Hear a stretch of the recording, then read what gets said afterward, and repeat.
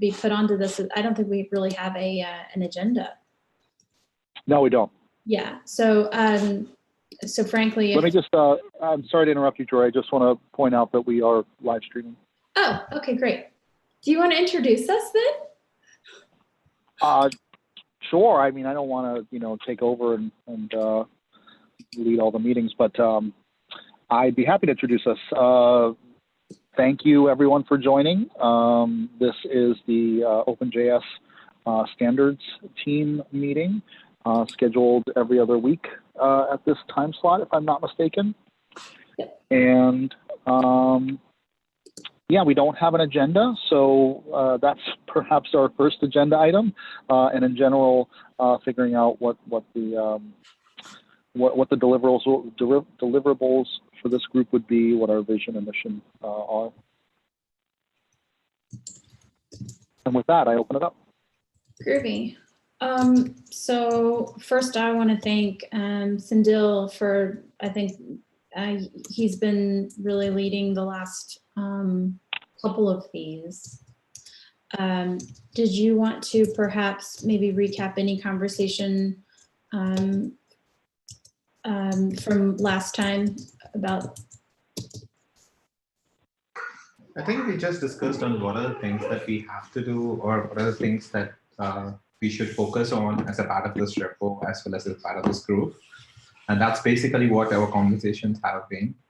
But I don't think we have any concrete things that we have to speak about. But I think this meeting we can decide on what are the things that we can go forward and do. Maybe that would help. Mm-hmm. But I was not in the last meeting, so I'm not too sure what happened in the last meeting. So. Well, I don't think that the last two meetings have happened. Okay. The very last meeting, it was Emily and myself, and so we just caught up on how each other are doing, and then we ended the meeting about 5 minutes in. Okay. And then the previous one, I remember I wasn't able to attend, and if I'm not mistaken, that one ended up also not happening. So I believe only the initial meeting has really happened, and then this being kind of the second kind of official meeting, perhaps. So I would propose that we begin working on like what that conversation of what our deliverable is, right, to the CPC, and I would suggest that should be perhaps a process for identifying our representatives, our official representatives to the two standards bodies we have liaison relationships with right now, and that's the W3C and ECMA. That seems like possibly the like lowest hanging fruit item, because historically those roles have been held by, whoever held it last time, essentially, or whoever seems to be most interested. So some kind of process for selecting that individual and onboarding that individual, and getting them up to speed on the different issues or concerns that foundation projects have that affect the standards work that happens in those bodies.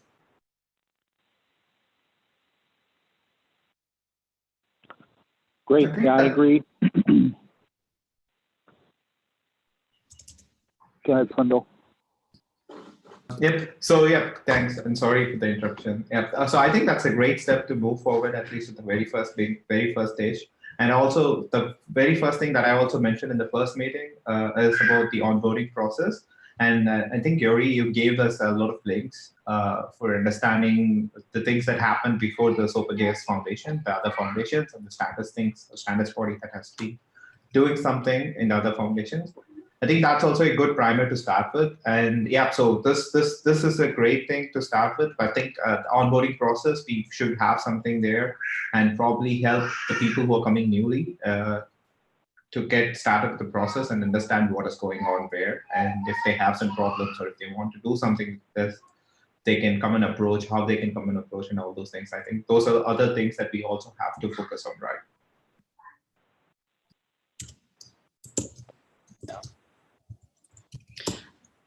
The other thing, I mean, and I'm not sure, like, I think we should capture this as a future concern that this group could take up or should take up, and that's discussing the desire to produce standards within our projects. I don't know that in the immediate case, any of our projects are necessarily thinking, gosh, I want to turn this project into a formal specification and go through some kind of formal process.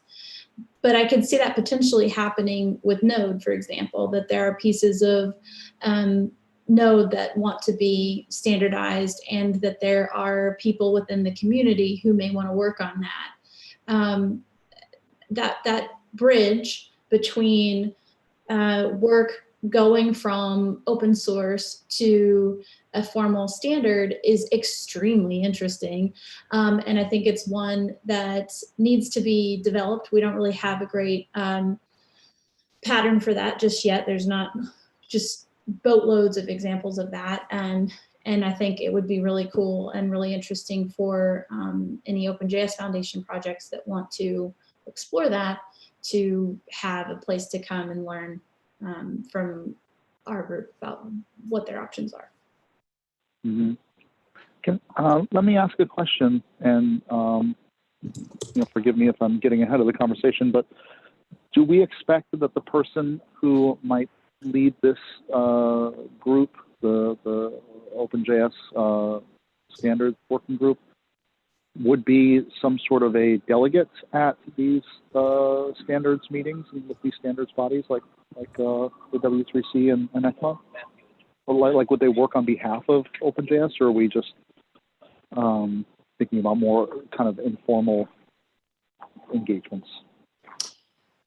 I think that there's potentially two options here. I think our delegate, whomever that is, if we select a delegate to represent us as our AC rep to the W3C, for example, that person is representing the OpenJS Foundation, and we'll need to make sure that they're carrying with them the concerns and the opinions and perspectives of our project and of our board. Like they're going to need to be very thoughtful because they will be representing us in that official capacity. There are other ways, of course, that our project communities can participate with these groups in an informal way. Like they might end up being invited experts to a W3C group or to TC 39 or 53 or 127 or whatever. Like they may do that, and they might be wearing a little bit of their OpenJS Foundation hat, a little bit of their project hat, and a little bit of their work or other experience. And it's great when we can kind of create those opportunities for members of our community to do that, because that's good for us and it's good for the projects. We could work more with other outreach style groups that are trying to pop up right now, like among the TC39 group, there's a little bit of an effort to build these outreach groups of people who are interested in working not on necessarily like a specific technology, but maybe it's this like a just a frame, like education or frameworks or testing, things like that.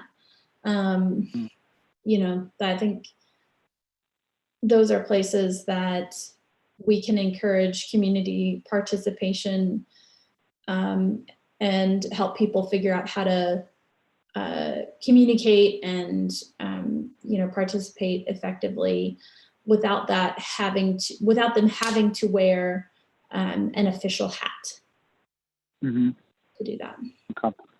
Yeah, I think it is important to have those discussions about what sort of hats people are wearing, and I'm thinking about this in particular because I'm an IBM delegate at the TC39, and so it would probably be inappropriate for me to also be an OpenJS delegate. As I mean, I'm always kind of advocating for the community at heart, and first.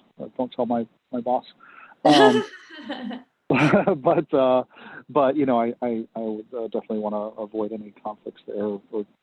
Or what do they say? Potential conflicts, I guess. Yeah, and that's one that we want to be cognizant of for some of these groups, like ECMA, may be a little bit more sensitive to the issue of like a delegate coming and representing a and joining and participating as a nonprofit member when their work also has commercial benefit for their, or in some way ties to the commercial benefit for their company. Does that potentially undermine membership revenues that those standards bodies need in order to like keep up their work? Mm-hmm. Just as a side note, I know Evan dropped off. He had something going on at 2:15, but AJ just joined. Thanks for joining, AJ.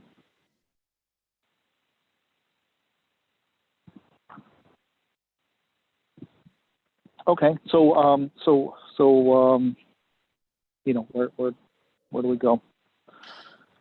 So I really think it would be great to, I think, Joe, you're hitting on one really important sort of like requirement of, or potential requirement here, which is that, you know, the individual selected to represent us at the, as an OpenJS Foundation rep to the W3C or to ECMA, for example, should not also be a member through his or her company, their company. And like, these are the kinds of, some of those kinds of requirement questions. Another would be like, should be available to travel to the meetings. You know, the AC meeting only happens like once or twice a year, so that's not such a big ask. But if somebody wanted to go represent us formally at TC39, that's sometimes 6 meetings, 7 meetings. Yeah. You know, so they and potentially this is you know, requires maybe not the right word, but perhaps 2 people, you know, championing and being delegates for our group.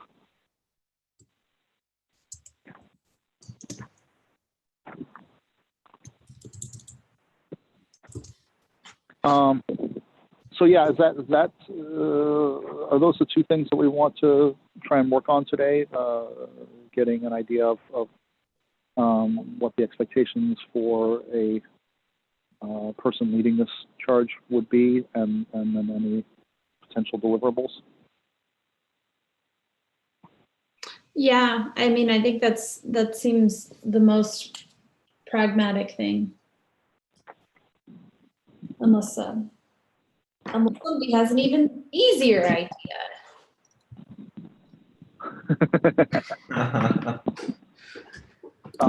And welcome to Richard Gibson as well for joining. Thanks. Yes, hello. Sorry I'm late. No worries. No worries. Just to catch you up, I don't know if you heard that last bit, but we're you know, just trying to figure out what potential requirements would be for someone that would champion this effort, lead this effort as part of this group would be, and then also, you know, what sort of deliverables would we expect this group to produce. Yeah, and so I guess to continue to recap, you know, one thing we pointed out is we have to be sensitive to potential conflicts with perhaps employers in terms of being something of an official delegate to any of these standards bodies, but also representing you know, corporate entity. do we want to focus on this aspect, the person, the people leading this, or do we want to think more about the deliverables? Perhaps the deliverables would be the better. Yeah. Agreed. Okay. So does anybody have any thoughts on what sort of things they think a group like this should be delivering, back to the OpenJS Foundation, the CPC, and our community in general? The first question that I would have is whether there's any prior art from either organization. Yeah, that's a good question. On the Node side, I'm not exactly sure. I know that we were getting involved in the TC39 work, but I don't know if it was formally or if it was more kind of informally. I think the Node Foundation didn't never join formally, but it was pretty like heavily informal. Given we have Miles and others. Richard, you probably remember this more than me from you go to way more meetings than I do. I think folks just from the project there, wearing that hat.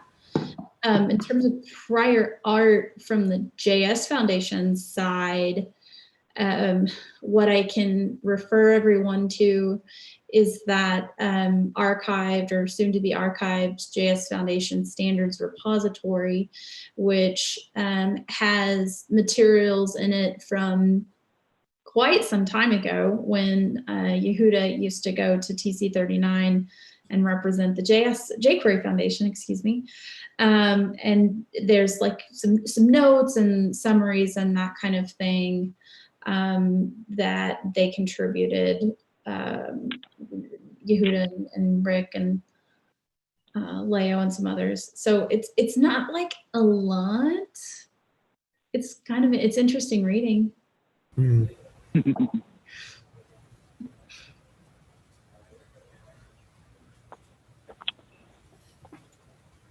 I wonder about, sorry, Jerry, I was just going to say real quickly, I wonder about other, foundations, CNCF or, anyone is involved in any sort of standards work as well. It's kind of a just open question, thinking out loud. This is Mike Dolan from the Linux Foundation I'm on, but most of what the other communities do is most people do operate generally just through their employer being part of those other standards efforts. I think the JavaScript community has a lot more independent contributors than some of the other larger projects, and because of that, I think it's more important to be able to allow more neutral voices and people who are more just independently working in the ecosystem to have a direct say in the standards effort. But we've run into this in the telecommunication space, and CNCF, it hasn't been so much because they kind of eschew standards in general, if I can just generalize a bit. But, having said that, they do have some specification projects they're working on in CNCF that ultimately I think at some point they're going to want to figure out how to wrap through a standards effort. But so far, that hasn't been a big priority for them. But on the telecommunication side, we see it all the time. A lot of adoption of standards. They've done MOUs with standards bodies to formalize a relationship or formalize, certain activities that they're working on together on the teleco side. There's any number of things where people do get involved, but usually if somebody's involved in the standards body itself, usually they're doing so through their employer's participation in that effort. Does that make sense? I think so. Was that Joe asking? Richard, sorry. Oh, yeah.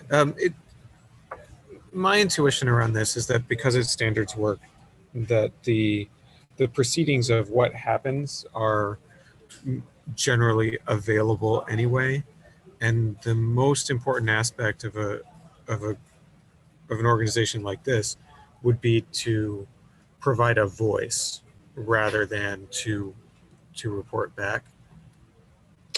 I disagree, because it's a little bit the nature of like why people join a standards body a lot of times is to have early access to the way a group is thinking, the potential direction that a project might be heading, and sometimes that information is held for a while among the delegates of that group before it's really opened up to broader review. And this used to be like a bigger issue for ECMA, for example, in TC39. It used to be a bigger issue for W3C. They're responding to this, this energy and this like desire from open source communities to open up and behave in a more like transparent way. So especially with like the TC39 group, they transitioned to a royalty-free TC, and they've like really done a lot to put their work on public GitHub repositories. But that being said, there are still some documents and some things that unless you are, a delegate, unless you're part of that organization, you don't necessarily get access to that as a member of the public.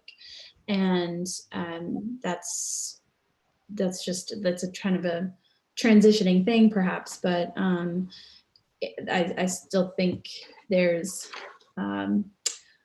some components of like it not being entirely open. I think that's true. I don't know.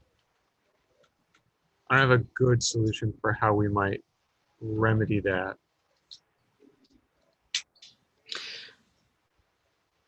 I'm not sure either. I think one of the things that I'm really liking in terms of the energy of our community and this sort of movement toward encouraging the groups to operate in a more open way is like the outreach groups, is these sort of like little coalitions of folks who have concerns that they can hopefully articulate in such a way that a standards group like the TC39 can pick up and respond to, or help craft a proposal to address those concerns, like that kind of thing. And I like that dynamic because it doesn't necessarily require that all of those individuals go join, TC39 as members, either through the OpenJS Foundation or through their companies, and go to 6 meetings a year and,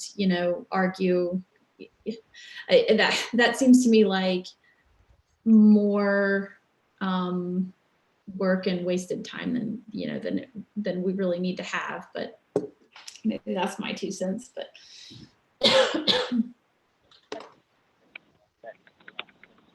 Hey y'all, I'm sorry, but as I mentioned earlier, I gotta drop to another call.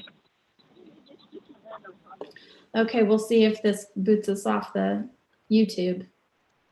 Yeah, should I make someone else the host, or I know you're co-host right now, but I can make you officially the host if you want, Joy. Okay, and maybe make me officially the host, and it'll probably still work because I have the OpenJS YouTube credentials. So. Okay. You're a host. I'm dropping. Thanks, everybody. Okay. I'll talk to you soon. Thanks, Joe. Bye. Yep. Thank you all.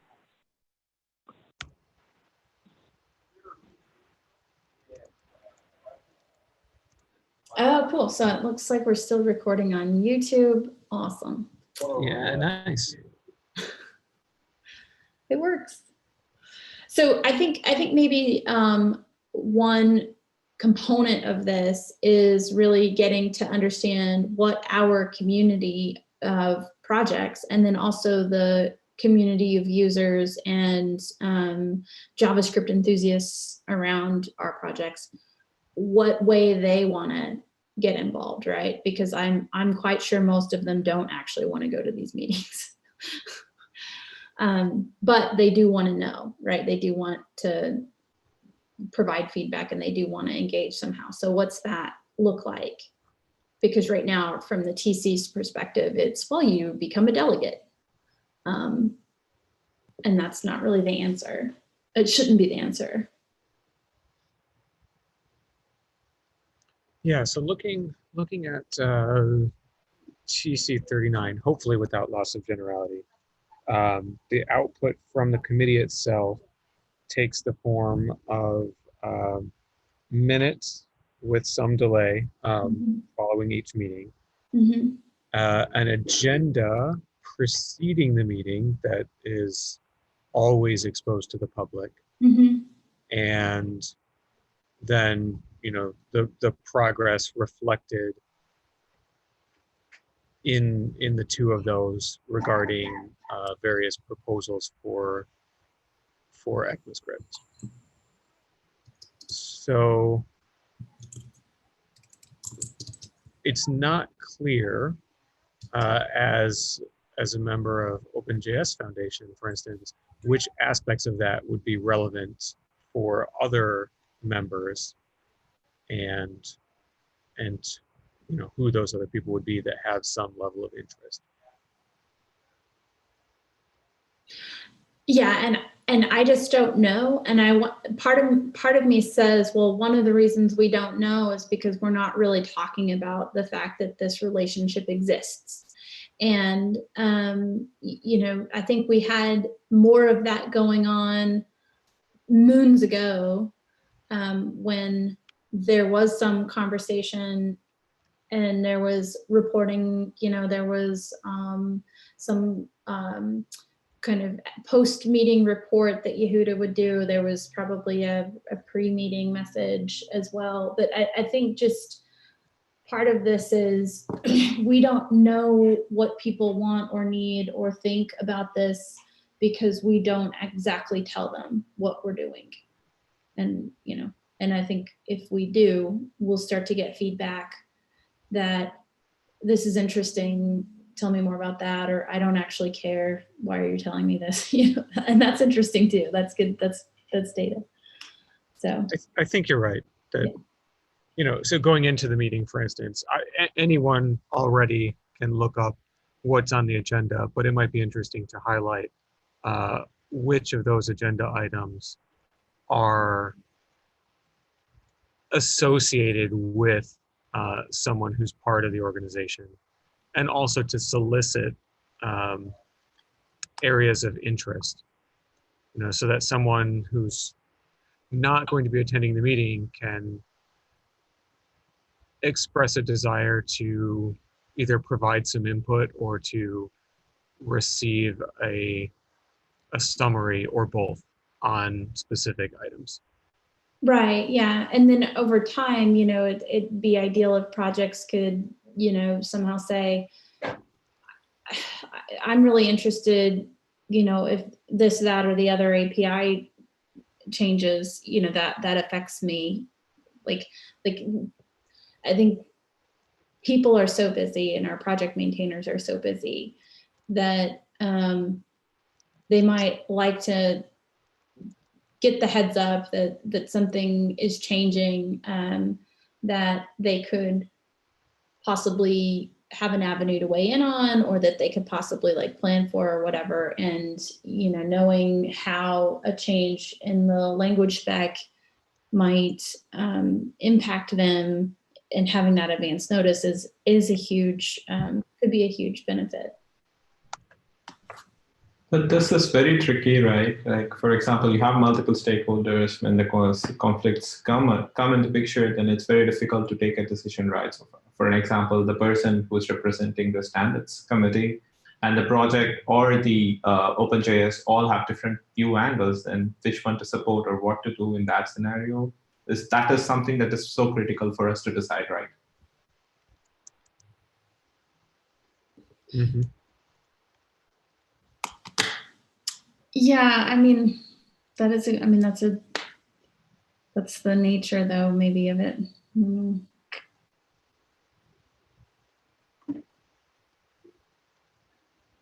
Okay, if you put it very simple, the question will be like, so what we have to do when we have something like this, do we have to have a session before going for that particular meeting, and then consider like consolidate all the views and then try to get a unified view and go forward?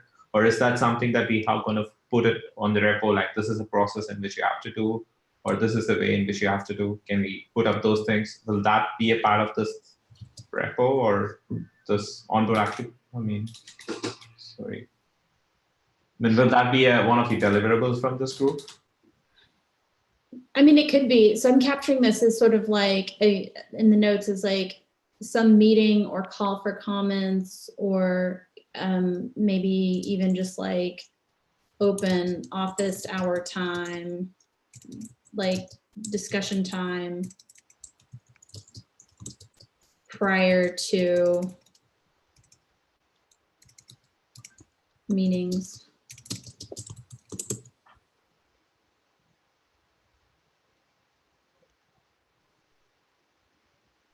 But yeah, I mean, maybe.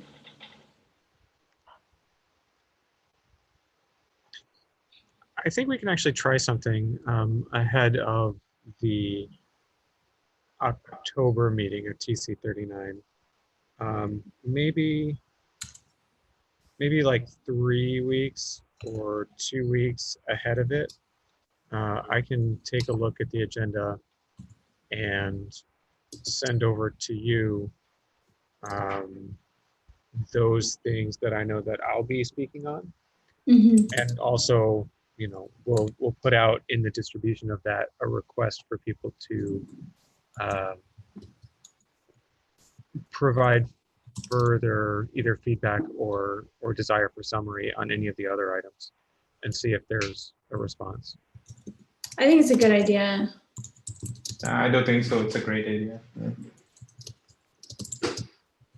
So that's if you're willing to handle the communication side of that. Oh, definitely, happily. Okay. Yeah. And that's a great idea. I'm going to actually put a reminder in my calendar right now to just make sure we do that. No, going backwards in time, that won't work. Retroactively.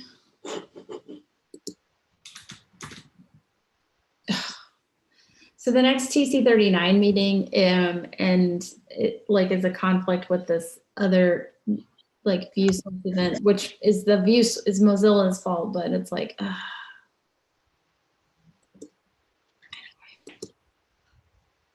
know it's been building up for a while for me too. This will be the first one I've attended since winter, I think. I think you and I were at, I think I was at that one with you. Okay, so I'm gonna just shoot you like the week of the September 3rd, and we can, that's just a little early, and then we'll just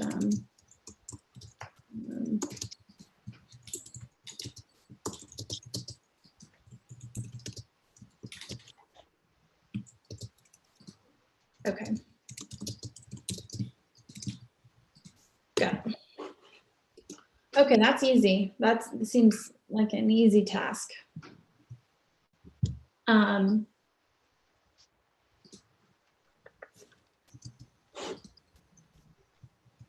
back to the notes. Maybe.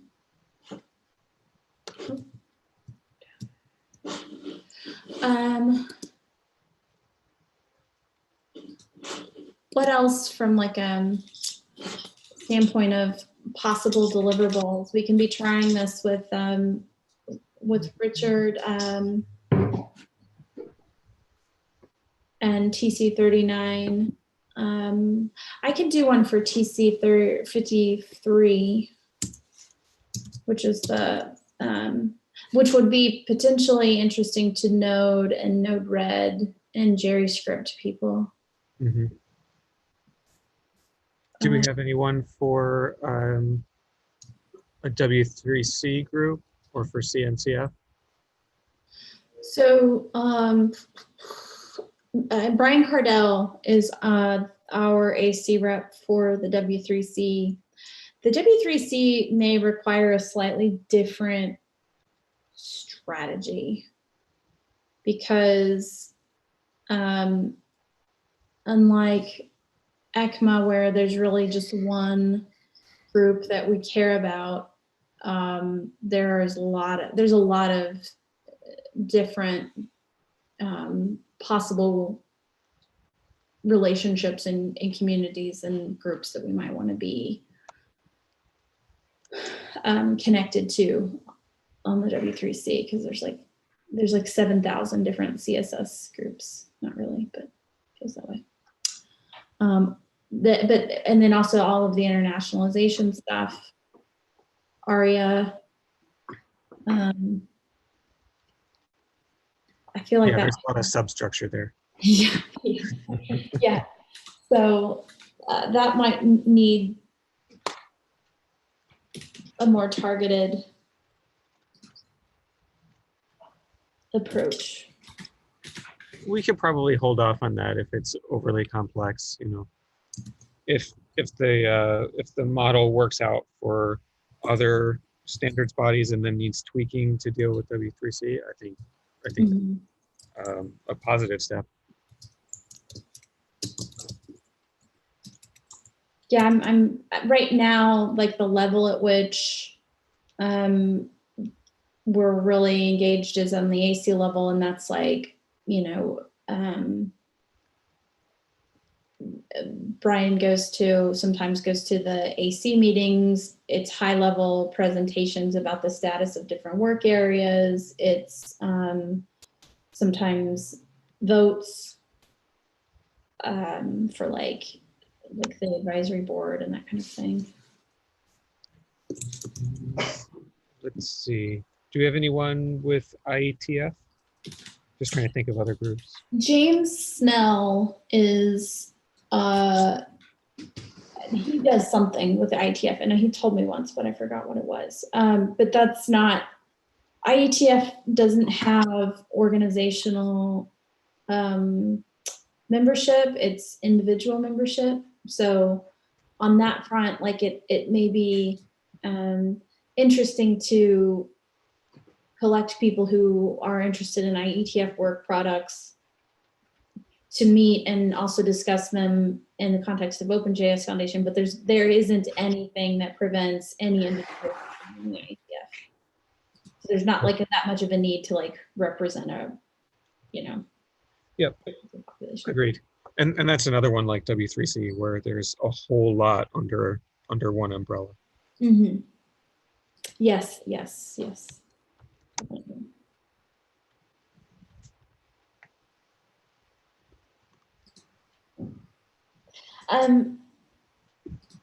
Do we think we really have, I mean, Richard, you've been working on this like probably more directly than anybody else, I think. How often do you think how frequent do you think it is the case that an OpenJS Foundation project might be interested in getting some aspect of its work incorporated into the standard, the JS standard?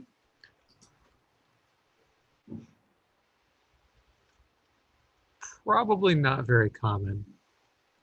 It's more like they would be interested in correcting flaws that they discover over the course of their efforts. Mm-hmm.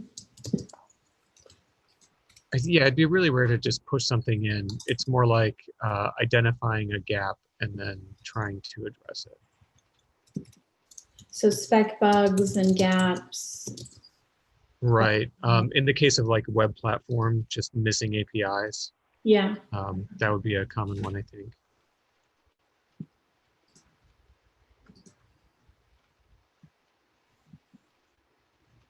So another thing we could do, and this would be like a backlog thing, so just file this under idea, is that, Boku has been working a lot on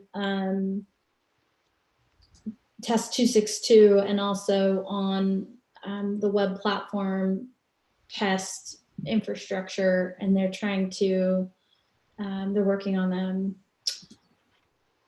guides and things to make it a little easier for people to contribute to that and sort of understand kind of the map of the world. But it would be possibly interesting to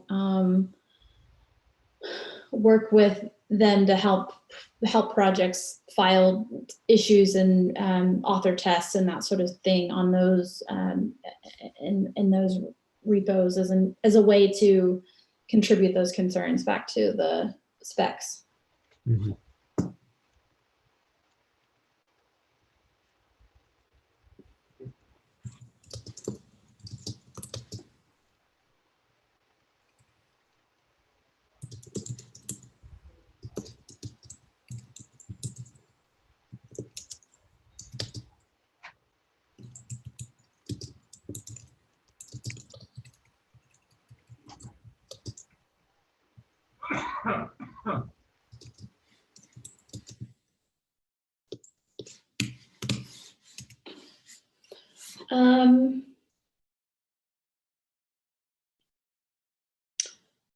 Other thoughts on deliverables or potential needs or requirements?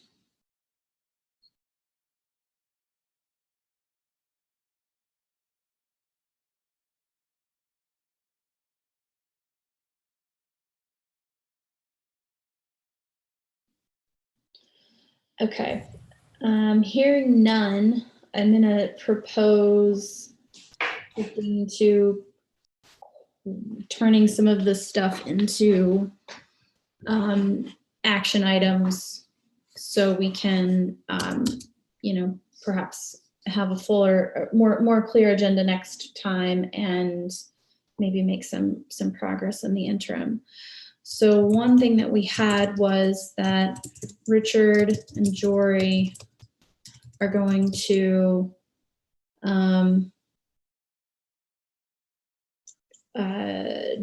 do a test, if you will, call for responses prior to TC39 and TC53 meetings. So that's one.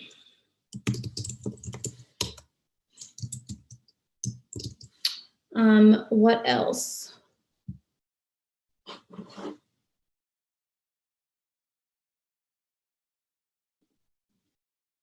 We could also create an issue for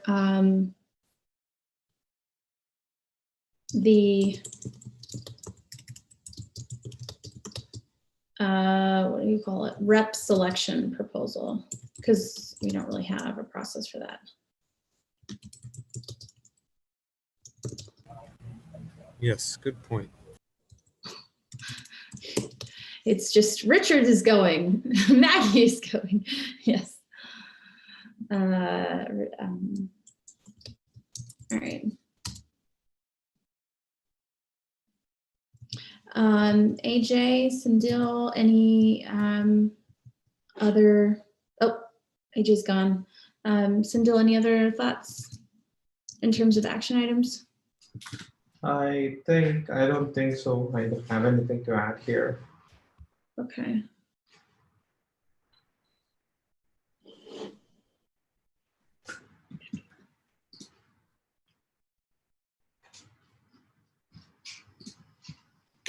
I mean, I think also to Sandil's earlier point, what they might need to know, what a rep might need to know to onboard into one of these groups. Yeah, I think it also makes sense for us to create an issue or create a template with all those possible requirements that we added over here, create an issue and put it over there, and then let people come and comment, then check whether they're okay with it, or if we can add something else to it, we can do that also, right? So let me try and re-summarize it. So we want to create, can you say it again one more time just so I can make sure? Yeah. So create an issue that kind of captures all the possible requirements for the reps. Okay. Great. Cool. Well, that's 4 things. That's pretty good compared to the 0 things that we had earlier. Great.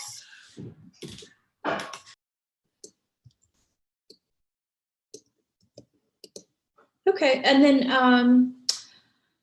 I think it'd probably be good to share this discussion back to the CPC next time for the next CPC meeting. Sindel, are you planning to attend? Yes, I will be attending the next one. Yeah. Okay. I think it'd be good just to, again, kind of get that feedback, which I think helps prevent us from getting more information to report on the discussions here. And so Sindel, maybe as part of like the announcements section, or even if you wanted to create an issue in the CPC repo to report on where we're heading and what we're thinking, that we might get some good feedback that way. Yeah, sure. I'll definitely do that. Yeah. Cool. Do you want this thing to be done before the next meeting, or we can just announce it at the next meeting and then create issues further? So I think because the CPC meets weekly and we meet bi-weekly, you know, I don't think that this stuff needs to be done before the CPC meets next week, but just sharing that we're working on this stuff would be, and summarizing for them would be good. Okay, great. I got that. Yeah, sure. Alrighty. Any other business?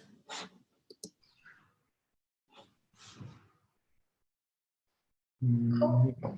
All right. Well, I'll end our stream and